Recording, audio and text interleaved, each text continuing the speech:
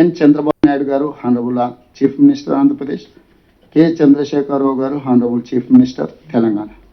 తెలంగాణ రాష్ట్రం ఏర్పడ్డ తర్వాత 21/9/2016 నాడు కేంద్ర ప్రభుత్వం అపెక్స్ కౌన్సిల్ సమావేశాన్ని ఏర్పాటు చేసి ఉమాభారతి గారి అధ్యక్షతన ఇద్దరు ముఖ్యమంత్రులతో పాటు మినిస్ట్రీ అంటే తర్వాత ఆఫీసు సెంట్రల్ వాటర్ కమిషన్ నుంచి జిఎస్జా, అదేవిధంగా కృష్ణా రివర్ మేనేజ్మెంట్ బోర్డు, వీళ్ళందరూ కూడా అధికారులు, స్టేట్ ఆఫ్ ఆంధ్రప్రదేశ్ నుంచి దేవినేని ఉమామహేశ్వరరావు గారు ఇరిగేషన్ మినిస్టర్గా, స్టేట్ ఆఫ్ తెలంగాణ నుంచి శ్రీ టి హరీష్ రావు గారు హానరబుల్ ఇరిగేషన్ మినిస్టర్గా, మిగతా అధికారులు అందరూ కూడా ఈ సమావేశంలో పాల్గొన్నారు.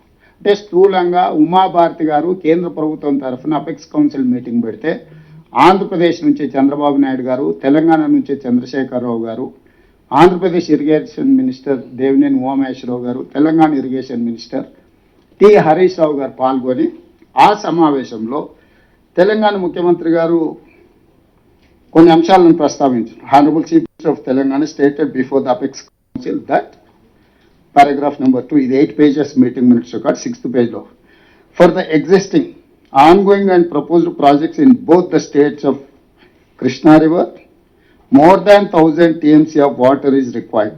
On the other hand, more than 3000 TMC is going waste into sea every year in Godavari River. Hence, he emphasized that as water is available, it has to be decided how best it can be utilized properly. He stressed the need for developing understanding between the two states by sitting together and amicably setting the issues. మొట్టమొదటిసారి గోదావరి నది మీద 3000 టీఎంసీలు సముద్రంలో కలుస్తున్నాయని పెద్దలు చంద్రశేఖరరావు గారు apex council మీటింగ్లో మొట్టమొదట ప్రస్తావించారు. అంటే ఇది కనిపెట్టింది 3000 టీఎంసీలు సముద్రంలో కలుస్తున్నాయని మొట్టమొదట కేంద్ర ప్రభుత్వం నిర్వహించిన అపెక్స్ కౌన్సిల్ మీటింగ్లో 3000 టీఎంసీలు సముద్రంలో కలుస్తున్నాయని కనిపెట్టింది చంద్రశేఖరరావు గారు. దీని తర్వాత వారు ఏమన్నారంటే మనం దీన్ని పెద్ద ఎత్తున ఎట్లా వినియోగించుకోవాలా, ఏ విధంగా ముందుకెళ్ళాలనేది కూడా మనం స్పష్టంగా నిర్ణయం తీసుకోవాలని వారు చెప్పారు. ఆ మీటింగ్లో తెలంగాణ రాష్ట్ర ఇరిగేషన్ మినిస్టర్ హరీష్ రావు గారు కూడా వారు పాల్గొన్నారు. వారితో పాటు రాజీవ్ శర్మ, ఎస్కే జోషి, విజయ్ ప్రకాష్, ఎస్ నరసింహారావు గారు, Shashank Goyal, R Koteswararao, Subrahmanya Prasad. I think Subrahmanya Prasad అంటే మీరే అనుకుంటా. You are there in that meeting, right? R Venkataramana, Vijay Kumar, public relation officer కూడా, అంటే ప్రజలకు అందరికీ వివరించడానికి mister Vijay Kumar public relation PRO గారు కూడా ఈ సమావేశంలో తెలంగాణ తరఫున పాల్గొని నికరంగా 3000 టీఎంసీల నీళ్లు సముద్రంలో కలుస్తున్నాయని చేసేందుకు ఈ మీటింగ్ మినిట్స్ కాపీని ఇంపార్టెంట్ పొలిటికల్ పార్టీస్కి అన్నిటికి కూడా సర్క్యులేట్ చేయండి. ఎందుకంటే అసలు ఈ 3000 టీఎంసీ అనే బ్రహ్మ పదార్థం ఎక్కడ పుట్టింది అనేది ఫస్ట్ మనకు తెలియాలి. ఈ బ్రహ్మ పదార్థాన్ని ఏ విధంగా పంచుకోవాలనుకుంటున్నాం అనేది అది సెకండరీ. దాని తర్వాత 2016 తర్వాత దీని మీద పెద్దగా చర్చ జరగలేదు. సరే, మన ప్రాజెక్టులు మనం, వాళ్ళ ప్రాజెక్టులు వాళ్ళు, చిన్న చిన్న సమస్యలు, ఇది కొంత ముందుకు వెళ్ళింది.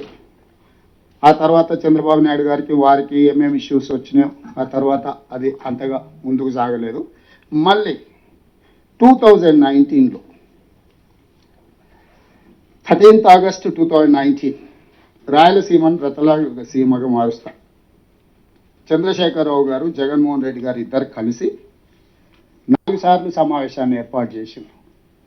తెలంగాణ చీఫ్ మినిస్టర్ రెండోసారి చంద్రశేఖరరావు గారు అయిన తర్వాత, మొట్టమొదటిసారి జగన్మోహన్ రెడ్డి గారు ఆంధ్రప్రదేశ్ చీఫ్ మినిస్టర్ అయిన తర్వాత వాళ్ళిద్దరు కలిసి మాట్లాడుకొని కంప్లీట్గా గోదావరి జలాలను రాయలసీమకు తరలించాలనే దాని మీద పూర్తి స్థాయిలో చర్చలు చేశారు. 4 సమావేశాలలో కంప్లీట్గా దీన్ని ఏ విధంగా గోదావరి జలాలను రాయలసీమ వరకు, ఇప్పుడు ఏదైతే బంకంచెర్ల అనేది ఒక location, the fundamental idea is that Godavari basin water has to shift Krishna basin and Penna basin.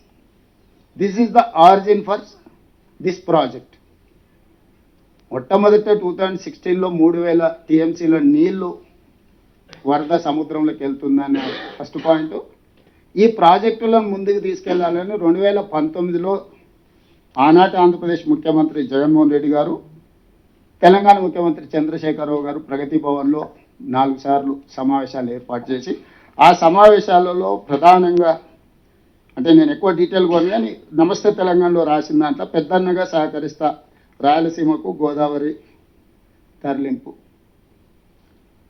దీంట్లో ఏంటంటే పట్టుదల ఉన్న సీఎం జగన్తో ఇది సాధ్యం, రతనాల సీమగా మార్చేటందుకు సహకరిస్తాం.